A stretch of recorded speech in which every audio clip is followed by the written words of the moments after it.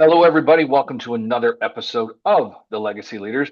Scott McMeans with you here today with Gino Haynes from Legacy Consulting. He is the founder and CEO of that organization. Interesting background, interesting dialogue we've had so far, but I want to share his experiences with you, the audience. So I'm going to turn the microphone and camera over to Gino. He's going to tell us a little bit about himself, what he does for a living, how well he does it for a living, and what makes his consulting firm so awesome. So, Gino, microphone, camera, they're yours. Take it away. Joy, joy. So my name is Gino Haynes. I'm the founder of Legacy Consulting, and essentially what we do is we help forward-thinking organizations future-proof their organizations by future-proofing their leadership and future-proofing their systems. And so how we do that is we kind of blend this thing of like leadership development, business development, data analysis, and AI integration. All So we right. try to kind of be this little space, this one-stop shop to kind of help future-proof all those things. Where'd you come up with future proof? That's a great little tagline. I love it. So, where'd that come from? Yeah. So, you know, so interesting enough, I'm a future thinking person myself. Um, and after working with folks and stuff like that, and doing leadership development for a while, one of the big concerns was, the recognition of AI becoming more of a bigger thing. And, there's this constant fear of, oh, is this going to replace our people? And what does that look like? And, we don't look at it that way. We look at AI making people more efficient, not replacing them. And so we try to figure out, okay, so what does it look like to think ahead, not be fearful of what the implications of AI is, but how can we implement AI in an ethical way that still connects people, but still makes them more efficient and kind of balances those two things. And so we kind of came up with this concept of like, oh, this is what we're doing is we're future proofing Hmm. people and we're future proofing systems and make sure that those two things can integrate effectively and efficiently. I love that. Now, you made comment too, and I agree with you based on our conversations. You are a very forward, future thinking type individual. So when you think Mm-hmm. in the macro, right, when you're thinking strategically and bigger picture, how is it that you, from experience, take that bigger picture and bring it down to the micro level where people can understand what you're trying to do, they can understand the task at hand, and they know how to move forward? Because that's one of the bigger gaps, right? When Yeah. we deal with clientele, everybody has this grand vision, but how do you bring it down to the tactical level? The details. Yeah. That really comes down to just having the right people around you. I know, and I'll say as a entrepreneur, visionary type of guy, um, you know, it takes a deep level of self-awareness to know, like, all right, what I bring is ideas, vision, expansion, creation. Like I can do that in my sleep. But I do know that I have a tendency to struggle with details. And so I understand that I need people around me that are as great as details that I am in ideas and creating and expanding things. And so I have some people around me that like can are really good at like giving me. I always say giving me guardrails. Yeah. Um, so I have this big vision, this big ideas, but they give me the guardrails to say, okay, that's cute. Um, but like reality is we're here, we see where you want to go, but like, how do we actually get there? And they're really good at taking those ideas and breaking them down to details and daily tasks and things to try to move us forward. What I'm hearing, and correct me if I'm wrong, it's good to know what you bring to the table versus what you need brought to the table. And that's why Yeah, you feel yourself. And I think when I asked you, the first thing you said is you have to have the right people around you. And that to me is one of the bigger cornerstones that businesses fail to do early on because they're so visionary. All they're looking for is people to fill spots, right? yeah, I have this vision. I want to get this company off the ground. Just get me five people that'll work and I can make it work for me. What hmm, they fail to recognize is their vision, their mission, all those grand in the sky things fall by the wayside when you don't have somebody that sees what you're trying to do and can fill in those gaps. So I appreciate you Yeah. saying, the help that you get is basically yourself having the awareness to know this is what I bring to the table. But I really would like, I brought some ribs, bought some steak, where's the potato salad? Where's the Yeah. asparagus? Like, where's the other stuff for this barbecue? Where is it? And you need people that are talented in areas that you're not, right? Yeah. And to your point, not just people who can fill the task, but also people who fit in line with our values, right? Thank you. Because if we have people who, you know, can do a task real great and efficiently, but they don't live into or they don't fit into the values that we have, like that's not sustainable.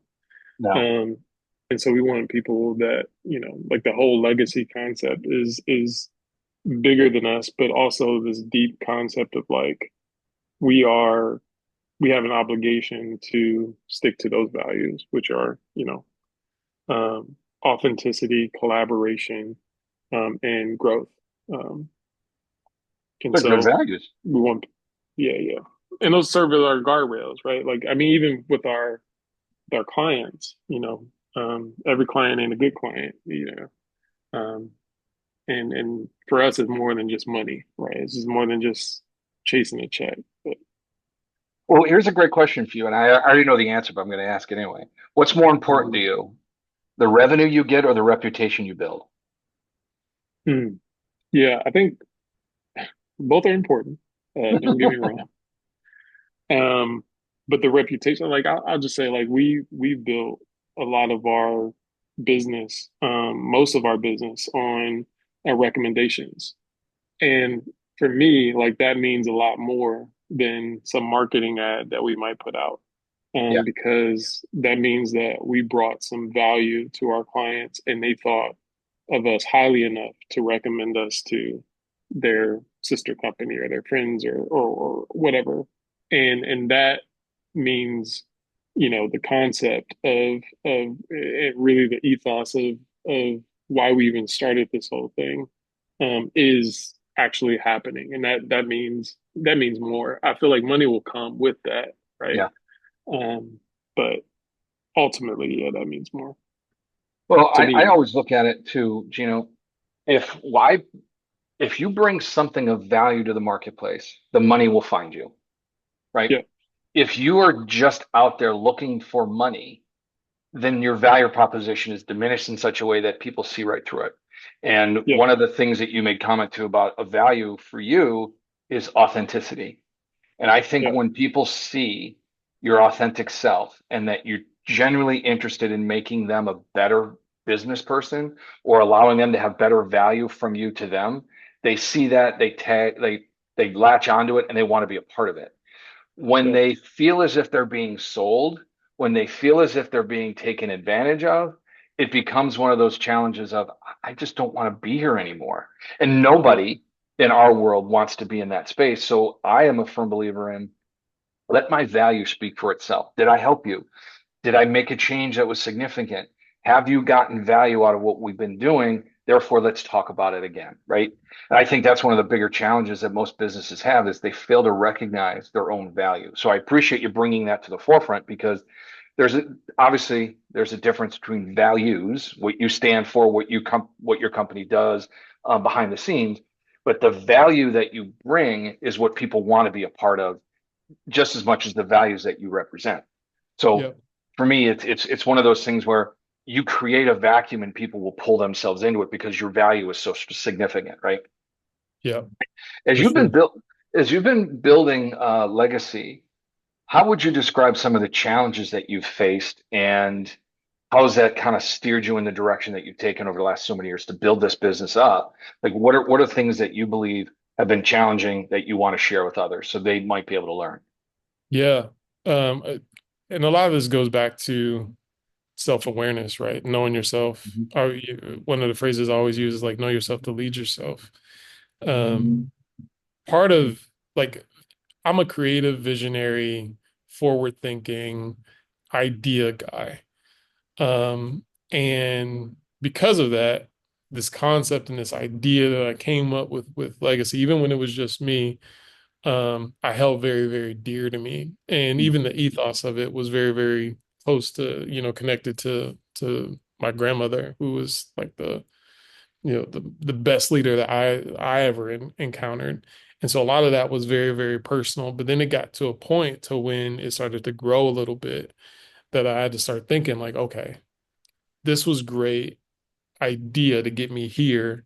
But if this is going to be anything of beyond me, I'm gonna have to include some more people. And that, I mean, again, for a creative visionary guy who has an idea of what it's supposed to look like, Hmm. to let go of that, or at least to let go of a little bit of it, still maintaining the integrity of it, but letting go a little bit of it so that other people can have their almost creative control over what it was that they brought to the team. Like that was a process for me. Um, and people that were willing to you know be sold on the vision, right? Yeah. Um and so yeah, I think for me that whole transition between, oh, this is just me, to like, oh, like now there's a team, and all the little kind of little small details that that you start to like, oh wait, I remember when I put that there. Now, now that's being now that's being taken up and just given it, I'm giving that to someone else, um and then allowing them to have, empowerment is this balance of not just authority, right?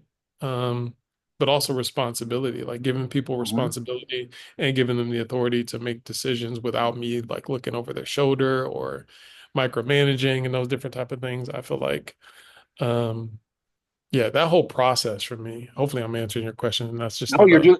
I appreciate this because again, I'm going to go back to you're a man of vision and big time thinking, and now you're talking about the challenge of taking your vision and now I'm going to grab somebody off the street, for lack of a better word, right? And I'm going to try to teach them what I'm trying to do. How do you hmm do that? But you were smart enough, and I agree with you. Self-awareness comes into play where you know what I bring to the table. I need somebody else to come to the table with what they do, but I'm going to let them do their thing because I'm going to empower them within my guardrails, within my company structure, vision, what we want to do. But I'm going to allow them to do their thing because yeah, that's why they got hired. And yeah, I think it's a big component that most people, when they're starting a business, fail to recognize. Steve Jobs is one of I'm a big believer in what Steve Jobs did, not because he sat down and created an iPad. He didn't make any soldering. He didn't do any of the technical stuff. He was smart enough to know I'm going to hire people that are smarter than me so I can get this done. And to hmm me, that's the smartest thing you can do as a leader is know your limitations and surround yourself with people that are capable, more capable than you in certain areas. And you made comment about the word empowerment. I have kind of come up with the 4 A's of how to be an amazing leader. And that is give people the authority to make decisions, the accountability for their results, the autonomy to go about and do that on their own, and the appreciation for a job well done. Man, if you can nail those 4 A's, yeah, you got a business that'll run on all cylinders. There's yeah, nothing holding you back. And the bigger challenge, you and I both know, right, dealing with some of the clientele we deal with, the initial phase of you need to get over your ego as a mm, business owner. You need to get over the humility that you don't have and realize the biggest challenge you're facing is you. As yeah, a leader, as an owner of the business, I understand your angst, I understand your anxiety, I understand your desire to be successful, but the decisions you're making are the reasons why you haven't found it just yet. You need yeah, to broaden your mindset and be more comfortable letting people in. yeah, and But it good. no, but when you let them in, let the right people in so you don't Yeah, have people that are running against you. And I always say it's kind of like putting a soccer player on a hockey rink. A great athlete, he's not built to be on the ice, right? yeah, So why would you do that when you have somebody that you're trying to build your business with? Hire the right people, right? That's just that goes hand in hand in my mind. So go ahead, you were yeah. saying something. I was just gonna say yes, and I think that that's becoming more and more of an issue the more time goes on, where you got a younger workforce that is coming into the workforce now, and their values are very different than what, the past generations have been. And so those ways that leaders tend to undercut themselves, and try to kind of lead by authority and Hmm. not lead by influence, like the more and more that happens, like that, it makes it very, very hard to get the most efficiency out of your people. And I know people, especially people in leader positions, tend to function or tend to have the mindset of efficiency. And that's important. Efficiency is important. But if your focus is just on your efficiency and not on how you're relating to your people and how you're leading your people, you're undercutting yourself and you don't even know it. No matter how good your numbers are, like they could probably be better if you Yeah. actually, realize what the dynamics are there.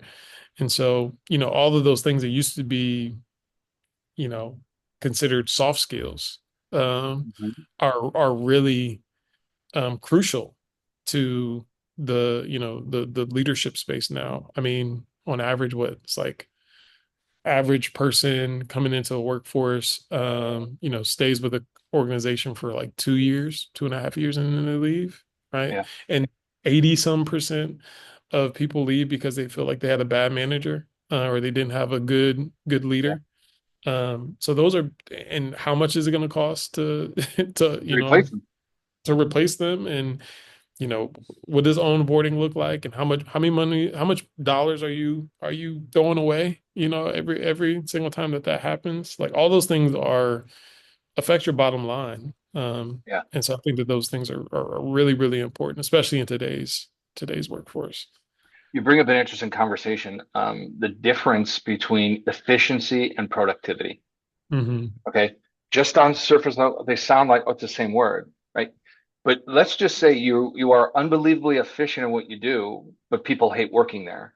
So after a while, they leave, and then your productivity and efficiency goes down.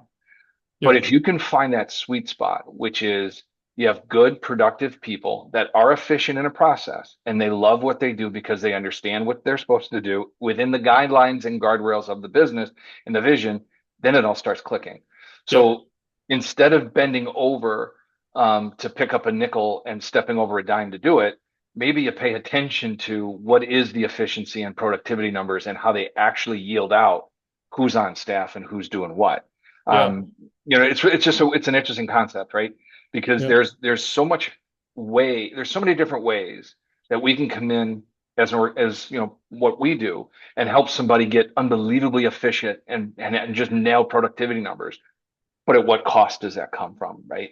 You Yep. have to somehow weigh and measure out, if I push for 95% efficiency, what does that do to my long-term situation? Hmm. Maybe, just maybe 88 is the number we're targeting, and that's as far as we're going to go. Yep. That's fine, but understand the balance, right? And Yep. then if you include your people in those discussions about what would make things better, now Yep. you're a better organization, right? One of the things I love to teach is you need as an organization to push risk taking, right? Hmm. Let your employees be engaged and tell you what they think, right? Yep. Because I'm assuming you'll fall in line with this because as the visionary guy, you don't know how necessary the sausage is made, but you just want the sausage made. Hmm. And then one of your employees comes up and says, "Well, if we did this differently, it would be easier to make the sausage." And you're like, "No, don't do that. It has to be done this way." But if you Yep. gave them the latitude, the Yep. autonomy, the authority, and just go ahead and try it for 2 weeks. And if it works, great. Now we've got a new brand new way of doing it and everybody's happy. Well, damn, Yep. that's a much more efficient way of doing business than always doing it the old fashioned way. And Yep. who knows better than the people that are right there doing it every day? So listen to your Yep. team. Yeah. One of my personal rules in meetings is I talk last. Okay. And I and it's for that reason. It's for the very reason. Like because as a person who has a powerful, kind of presence in those type of environments, even though like in my brain, whatever we're talking about, I've already had the solution. Like I already have it up here. And my temptation is to go ahead and just say whatever that is. Two things happen when I speak last. And this is what I coach a lot of executives on is two things happen when you speak last. One, you probably do have a great idea. So I'm not questioning your competence, right? You probably do have a great idea. But when you let everyone else talk, you start to get your great idea starts to get informed by different perspectives that Mhm. you don't have. And then ultimately, like there's a better product for it. Mhm. And then two, you're empowering your people. And usually the people who won't talk last or people who won't talk in those settings, I'll allow them to talk first, even if we have to like experience silence for the first, like Yeah. for them to be able to process, because everybody's voice is important. And like, everybody doesn't get heard at the table oftentimes. And when people Yep. don't get that opportunity to be heard, one, they don't feel empowered. But then two, whatever we come up with is missing something that they actually had. And so encouraging those people to speak up and to value those things. And that takes a sense of security too. Like if Yeah. you're moving in like deep insecurity, it's going to make it really, really hard to be a good leader, to be a leader that people want to follow and not people have to follow. Those are Two two very different. different things. Yep. Yeah. And I love the idea of empowering the people to submit to your idea and make it better, even though it hasn't been articulated yet. Because as a Hmm. leader, you kind of know already what direction we're going to go, Hmm. but by getting the input from the team, okay, all right, he supports that. She just said she supports it. Okay, this is momentum. Okay, wow, that's a great idea. That just, I wasn't thinking about that. Now my idea, the end Yeah. result I had in mind, Gino, is now three times better because those two agreed and this one just added to it. Okay, now we're on momentum building and everybody's engaged. That is a much better way of doing it than hitting the gavel on the desk and saying this is what we're What we're doing doing. because this is what I thought of. And Yeah. what I want to bring the audience to the recognition of is some of the most successful leaders do this every day. Yeah. Some of the leaders that struggle every day are the ones that have their ideas and their ideas only. And in the event a meeting like that goes down, they'll take somebody else's idea and mold it into their idea. So they're the one that always has the smart idea. And what they end up doing is creating an environment where nobody wants to talk, nobody wants to contribute, and they all wait around for the boss to say what's going to happen because nobody wants to ever be thrown under the bus or told their idea is stupid. Yeah. So you have a whole organization that is so disengaged and no productivity is happening. No efficiency measures are being brought to table because everyone's waiting around. Well, the boss always takes credit for everything. So I'm just going to wait for the boss to tell me what to do. What Yeah. a devastating way to just absolutely bring your morale down and productivity and profitability all goes down the wayside because somebody's ego's in the room. And I love the Yeah. idea that you said, in order to be a good leader, you have to have the security in yourself and your team to have those kind of conversations on a positive side. So thanks for those tidbits. That's really good stuff. Yeah. Yeah. When you think about the things that you teach or the things that you've taught yourself over the years, what are lessons that you think a business owner should know when they're starting out? Um, yeah. I think one would be like, feedback is your co-founder, Okay. right? Um, when you are first starting out, you always have an idea, you always have something that you're trying to figure out how to make it work. And a lot of times it's this big, vast, broad thing. Um, and it's like for me, one of the hardest things to do is like to niche down. Even now, like it's hard to like niche down to like who are my people, right? Who are the people that this is good for? Who is this bringing value to?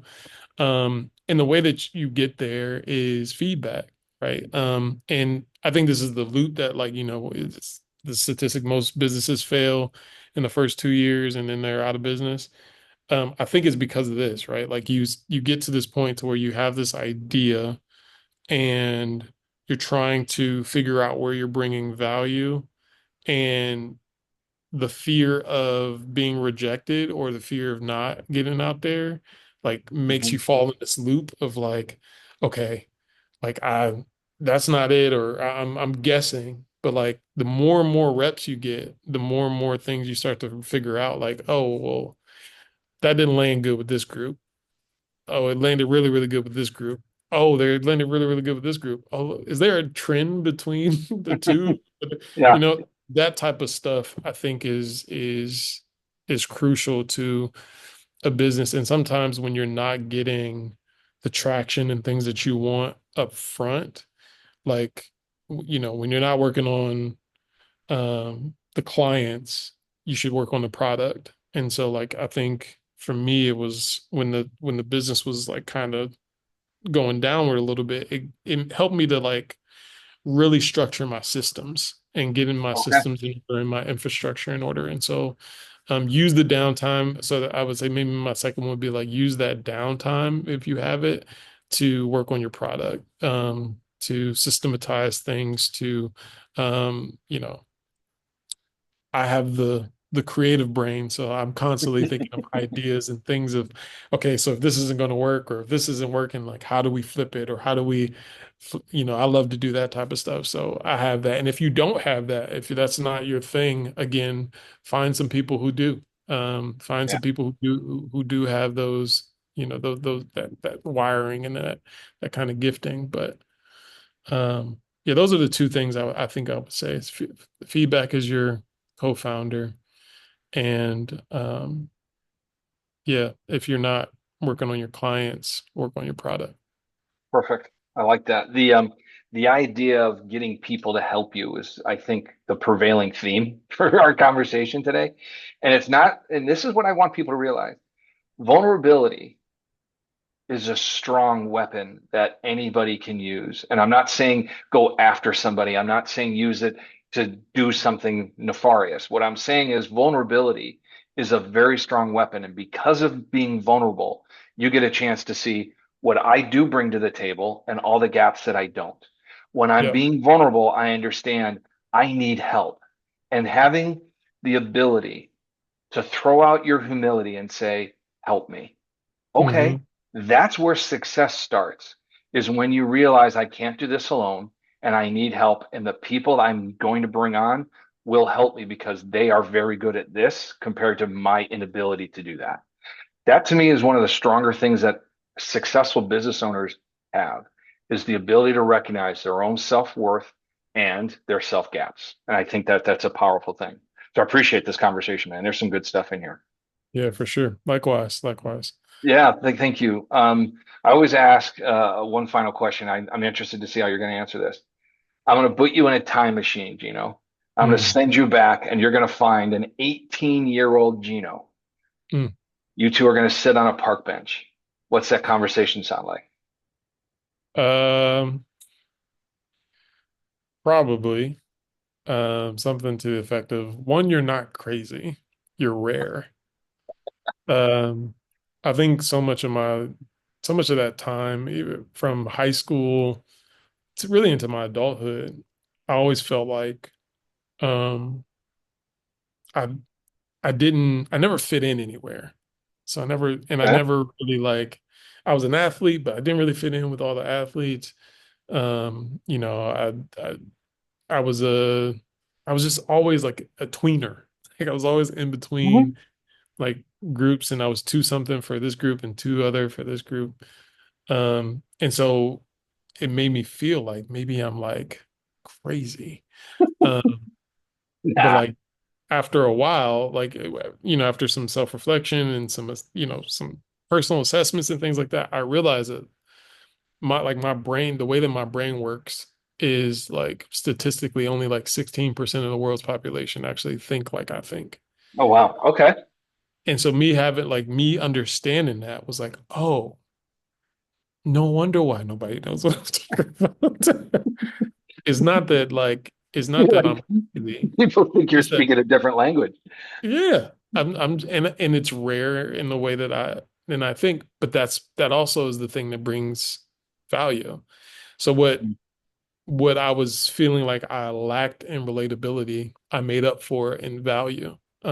Because I Okay. realized that I see things differently than most people see them. And so um yeah, to my 18-year-old self, I would say like one, like know who you are, be secure in who you are. You're not crazy, you're rare. I love And it. la and leverage that. Leverage your uniqueness to to bring value to the people around you. Yeah. And it sounds like the value you bring is found in the perspective that is angled, right? Mm, Because you see it differently than everybody else. Doesn't mean it's wrong. Doesn't mean it's right. It just means it's different. So let's take a look at the perspective, and maybe that is the value that people are looking for. And that, to me, is exactly what any business should have. What's your value proposition? How do you separate yourself? And this is a really good example of that. So, Gino, thank you for this. This is great. yeah, man. Great conversation, Appreciate man. you, Scott. Yeah, my pleasure. All right. Well, any closing words? No, I don't think I got anything.